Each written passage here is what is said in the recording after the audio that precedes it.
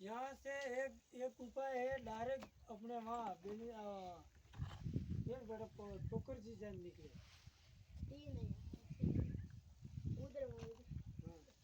एक गुफा है कि मैं तालाब भी हाँ बड़ी गुफा में तालाब भी हाँ वे गुफा है मगर एक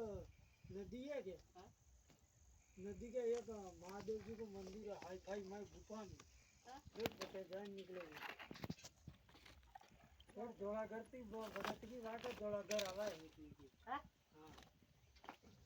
मैं नीचे वाट है यूं गुफा है गुफा में वाट है ये बाबू आवे है नीचे हाँ वो आवे इसके जरा और हाथी पर जा दादा अटक हाँ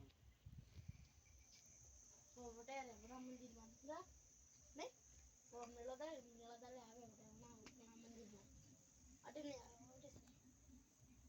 नहीं आड़े नॉर्मल रोज देखा जो लाइट ये है